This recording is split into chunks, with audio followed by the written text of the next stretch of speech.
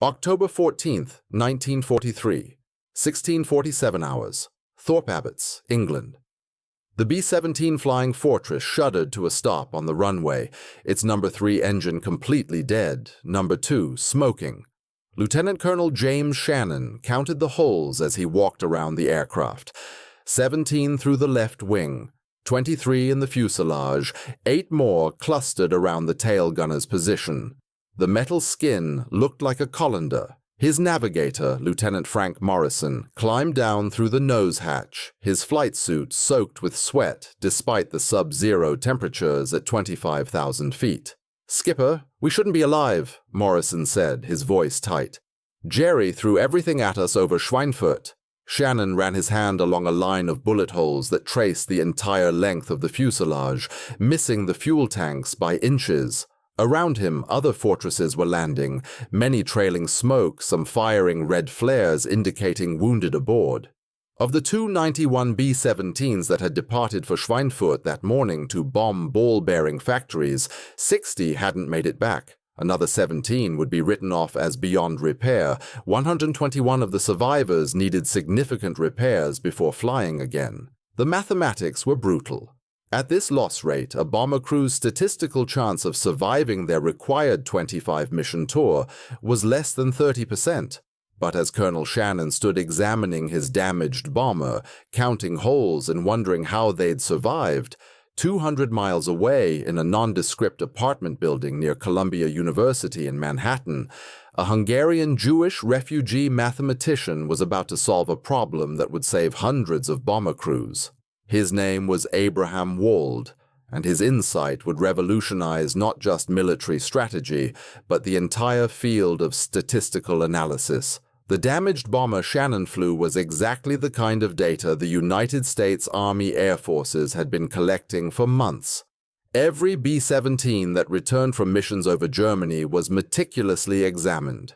Each bullet hole was mapped, catalogued, and measured. Technical sergeants with clipboards would walk around the aircraft marking damage locations on standardized diagrams.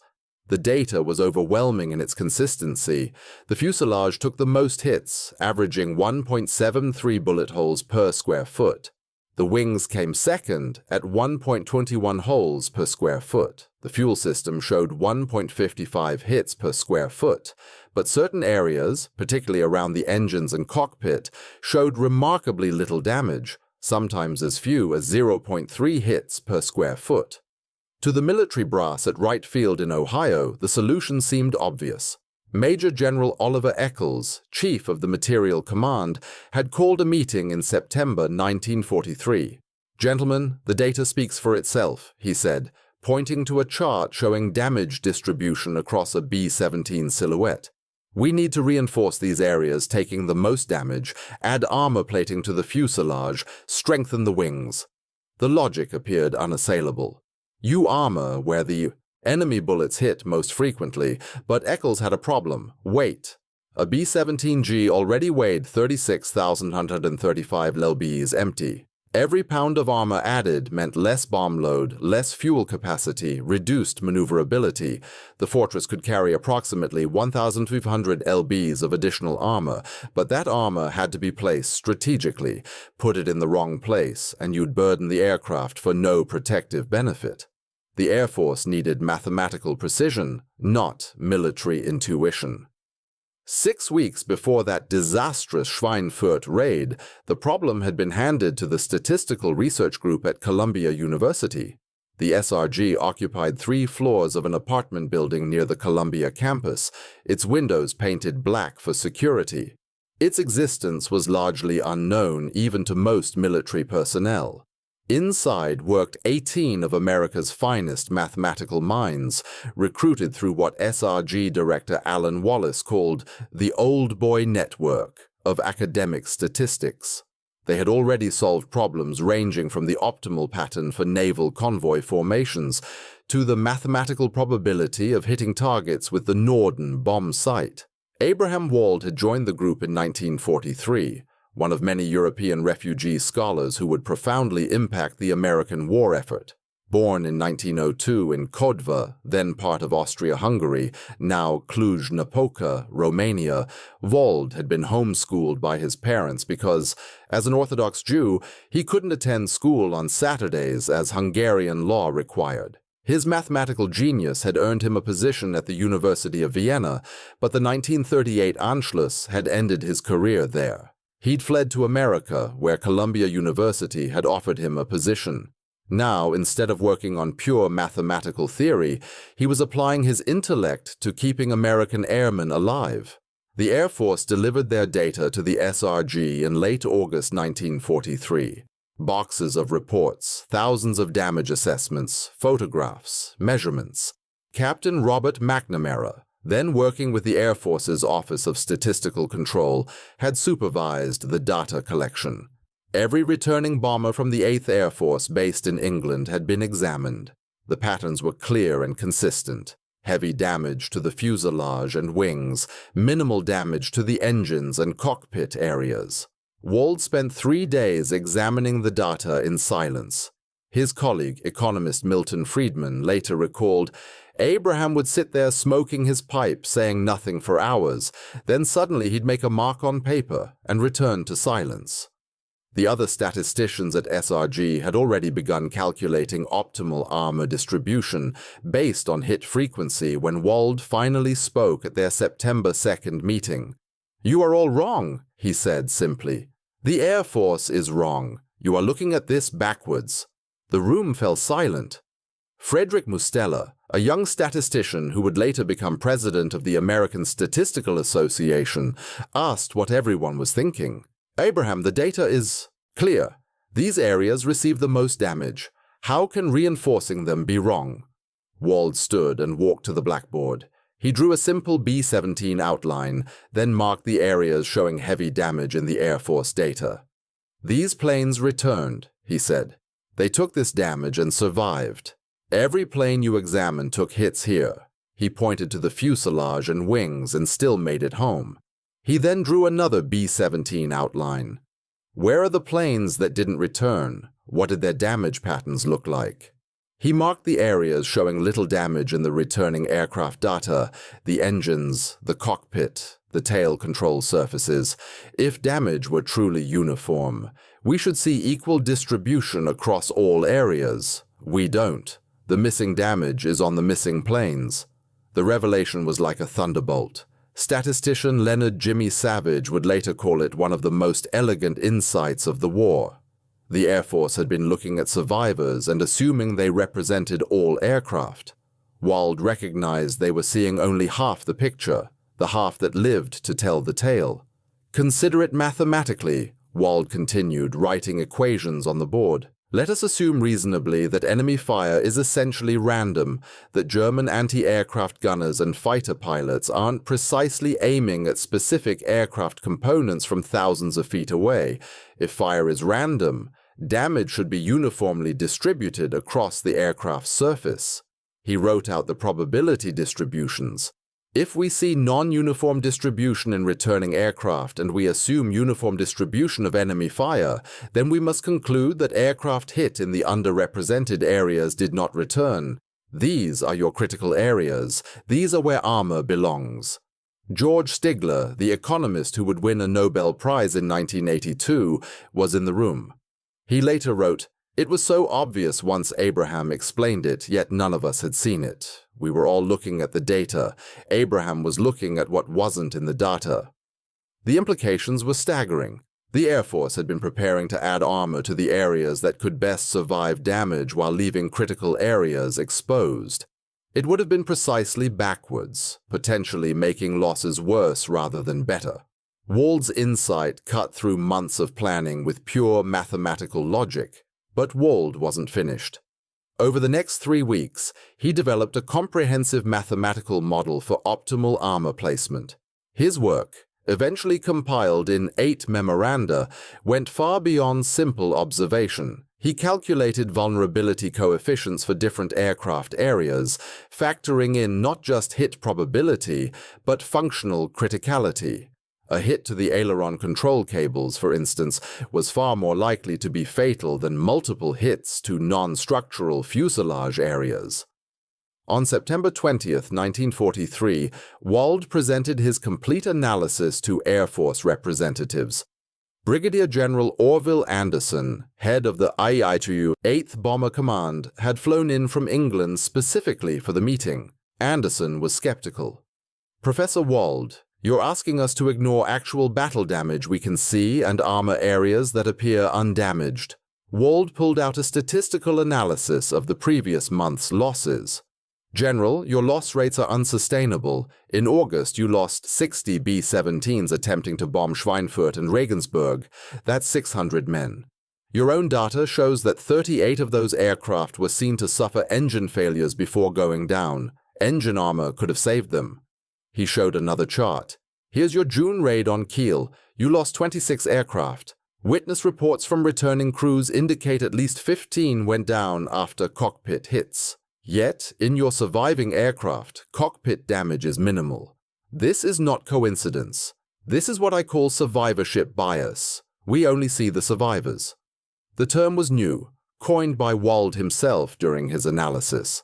It would become fundamental to statistical analysis, but in that moment, it was revolutionary. Anderson studied the data, then asked his aide, Major Thomas Powers, for the latest loss reports. The numbers were indeed unsustainable. The 8th Air Force was losing aircraft faster than they could be replaced.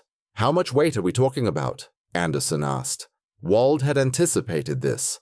"Based on my calculations, 1 U-200 lbs of armor optimally placed around engines, cockpit, and control cables would be more effective than 2,000 lbs distributed according to observed damage patterns." The challenge wasn't just mathematical, but practical. The B-17's Wright Cyclone engines were already vulnerable to mechanical failure without enemy action. Adding armor meant redesigning engine cowlings, shifting weight distributions, recalculating the center of gravity. Boeing engineer Edward Wells, who had helped design the B-17, was brought in to consult. "It's possible," he said after reviewing Wald's recommendations, "but it means retrofitting every B-17 in England." By October 1943, when Black Thursday saw 77 B-17s lost in a single day, the Air Force was desperate. General Henry Hap Arnold, commanding general of the Army Air Forces, personally ordered implementation of Wald's recommendations. The retrofit program began immediately. Crews at modification centers in England worked around the clock, adding armor plates to engines, installing bulletproof glass in critical cockpit areas, and reinforcing control cable runs. Technical Sergeant William Haney, working at the Huntington Modification Center, remembered the urgency. "We had birds coming in all shot up from missions, and we're trying to patch them while adding these new armor kits." Orders were to prioritize Wald's modifications over everything except critical repairs. The changes weren't immediately popular with crews. Captain Robert Morgan, pilot of the famous Memphis Belle, which, along with Hell's Angels, was among the first B-17s to complete 25 missions on May 17, 1943, was initially skeptical. "We're already flying overloaded now. They want to add more weight to places that never get hit." But Morgan was looking at his own experience, his own survival, not understanding he was part of the statistical bias Wald had identified. The first modified B-17s flew combat missions in November 1943. The results were immediate and dramatic. Loss rates began declining even as missions increased in intensity. By December, despite flying deeper into Germany than ever before, the 8th Air Force's loss rate per sortie had dropped from 9.1% to 3.5%. The modification program expanded, eventually encompassing all American heavy bombers. Lieutenant Colonel John Bennett, who flew 31 missions in both unmodified and modified B-17s, noticed the difference. "My first tour, every mission felt like Russian roulette. After the modifications, we still got shot up, but more birds made it home. Crews that would have gone down were limping back." The numbers told the story. In the 6 months before Wald's modifications, the 8th Air Force lost 66 B-17s. In the 6 months after full implementation, despite flying more missions against better defended targets, losses dropped to 37. Each bomber saved meant 10 men who returned home instead of becoming casualties or prisoners of war. But Wald's impact went far beyond armor placement. His work revolutionized military analysis. The Navy began applying his methods to ship survival. The British RAF retroactively analyzed their own bomber losses and found similar patterns. Even the Germans, through captured documents, learned of Wald's work and began applying similar analysis to their own aircraft. Colonel Curtis LeMay, who would later lead the strategic bombing campaign against Japan, studied Wald's memoranda obsessively. "Wald taught us to look for what wasn't there," LeMay wrote. "In war, the most important data is often the data you can't collect." The concept had immediate applications beyond aviation. When analyzing infantry casualties, medics realized they were seeing only soldiers who survived long enough to reach aid stations. This led to changes in battlefield first aid priorities, focusing on injuries that were survivable with immediate intervention. Back at the Statistical Research Group, Wald's success with bomber survivability led to expanded responsibilities. He developed sequential analysis methods for quality control in ammunition production, saving millions of rounds from unnecessary testing. His work on optimal search patterns for finding downed pilots in the Pacific saved dozens of lives. Herbert Solomon, another SRG statistician, later reflected on Wald's unique approach. "Most of us looked at problems directly. Abraham always asked what we weren't seeing. He had survived the Holocaust by escaping Austria just in time. Perhaps that made him more aware of the danger of only counting survivors." The human impact was felt in countless individual stories. Staff. Sergeant James Hensley, a ball turret gunner with the 381 Bomb Group, was hit by flak over Berlin in March 1944. A shell fragment came right through the turret, hit the armor plate they'd added behind my head.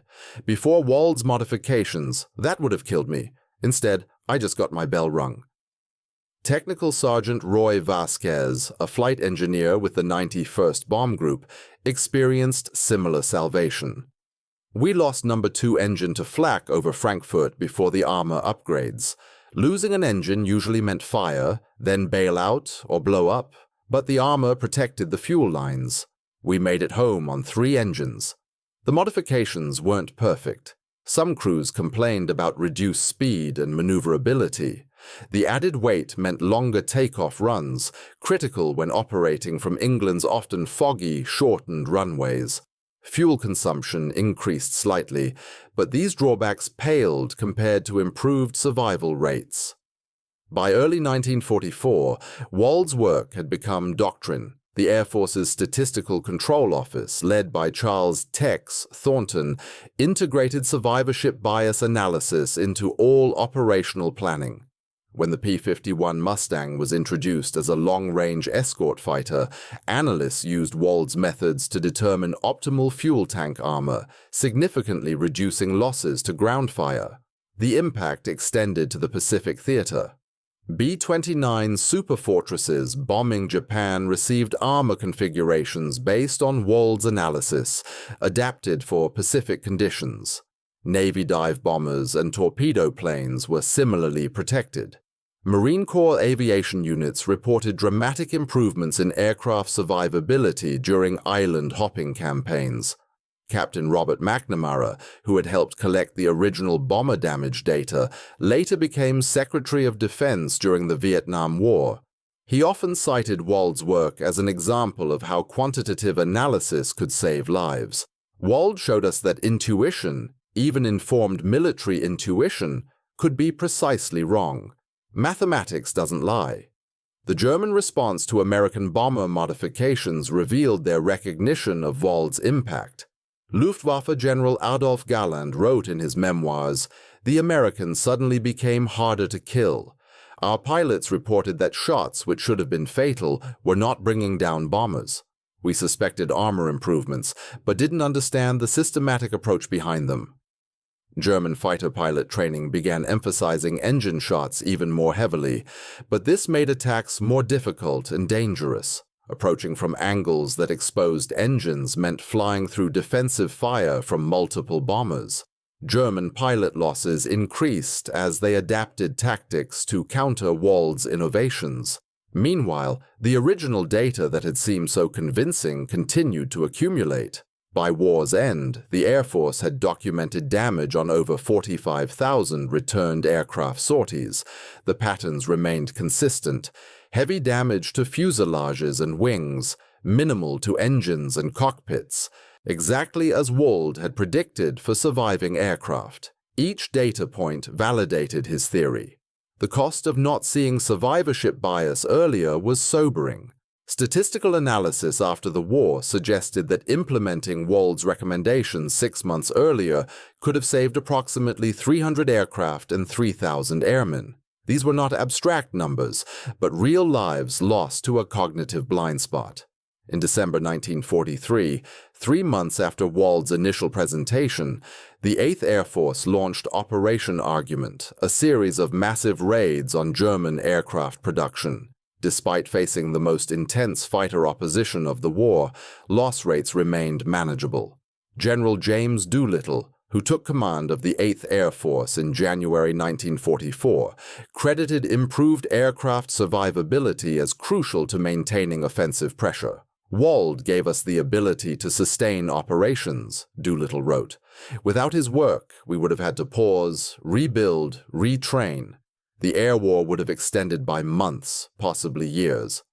The psychological impact on crews was equally important. Knowing their aircraft had been scientifically protected, that the best mathematical minds in America had worked to keep them safe, improved morale significantly. Letters home from airmen frequently mentioned the new armor and how it made them feel safer, even though they were flying ever more dangerous missions.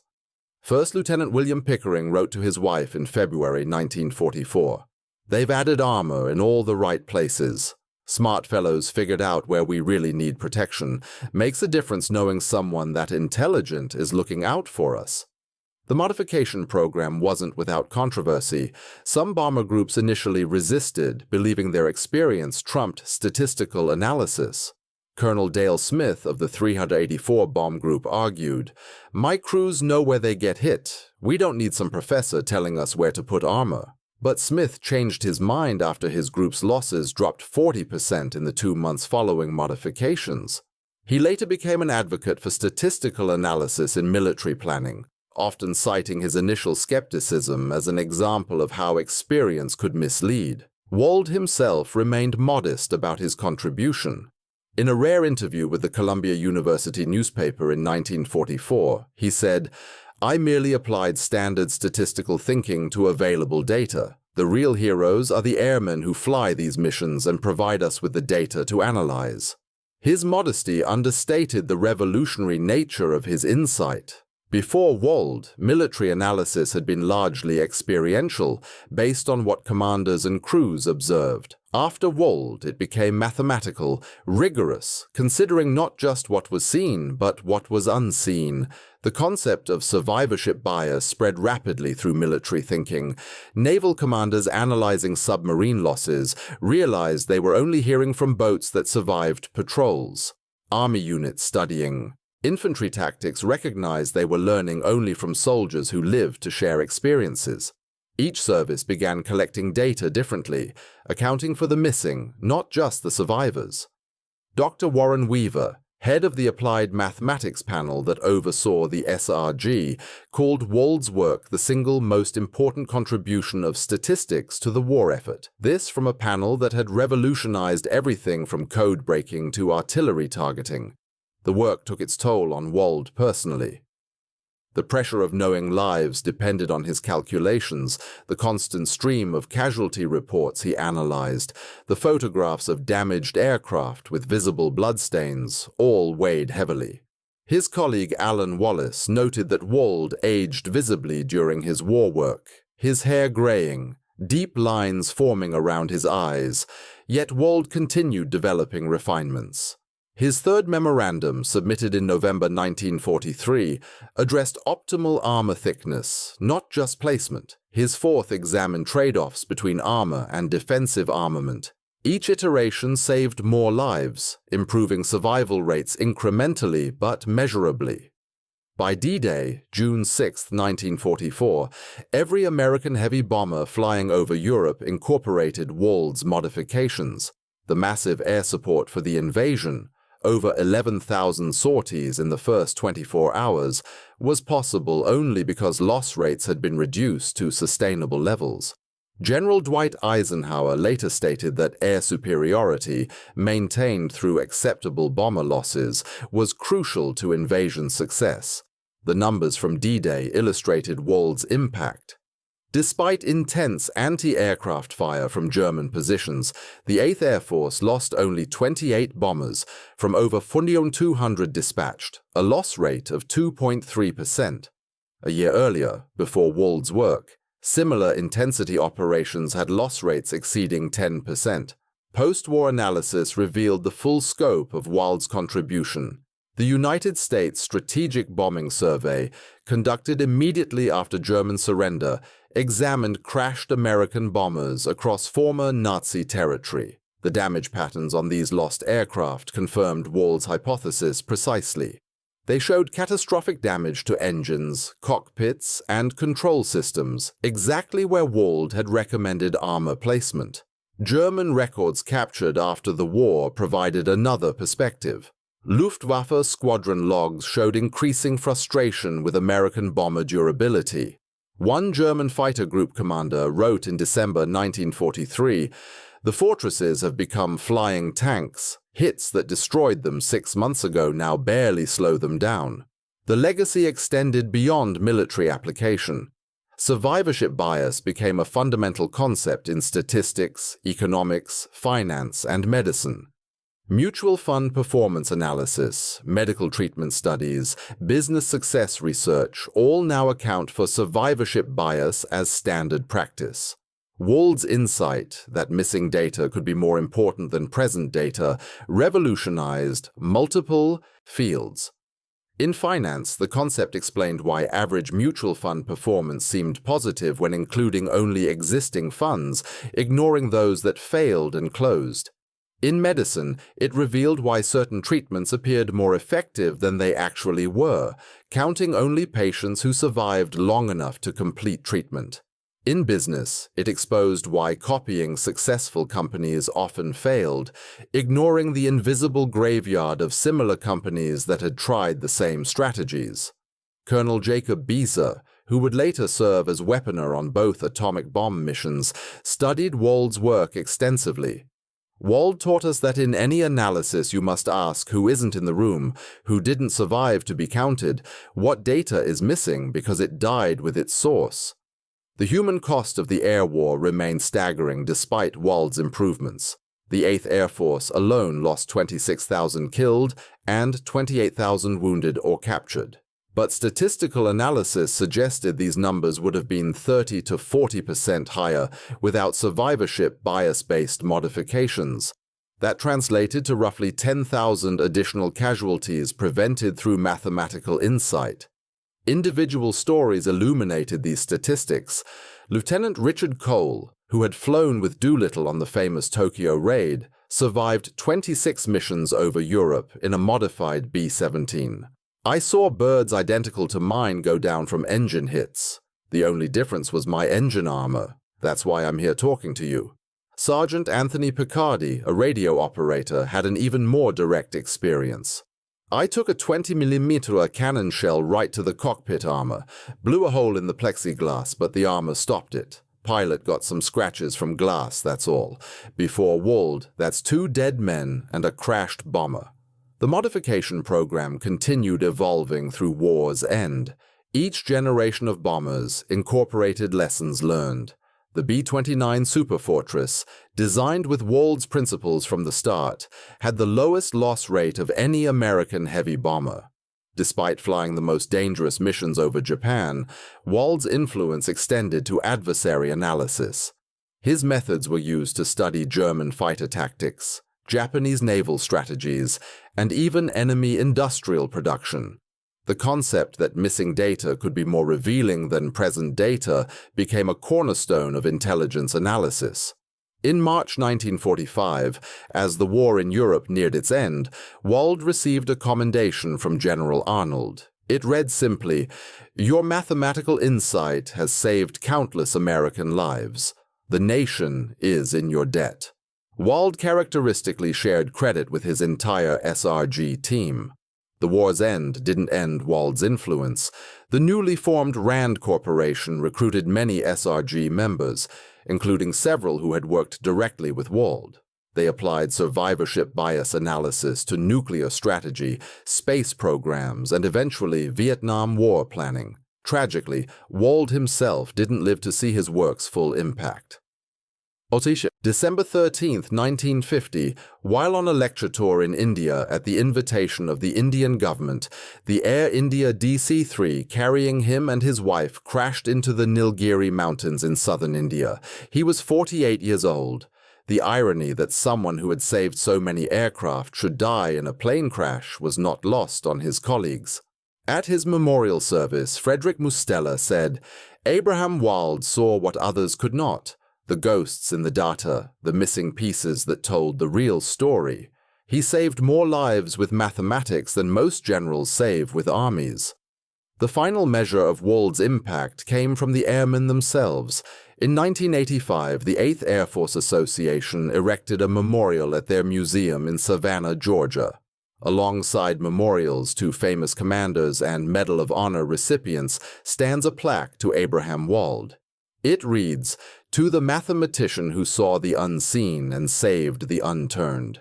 Retired Technical Sergeant Harold Smith, speaking at the dedication, put it simply, "Most of us never heard his name during the war, but thousands of us came home because of him. He looked at holes in metal and saw men who would live or die. That's mathematics with a soul." The B-17G on display at the museum bears the armor configuration Wald recommended. Docents explained to visitors how a refugee mathematician's insight about missing data saved more American airmen than any single tactical innovation of the war.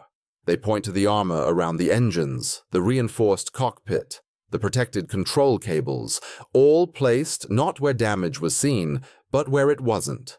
The concept seems obvious now, taught in first-year statistics courses, applied routinely in fields from medicine to marketing.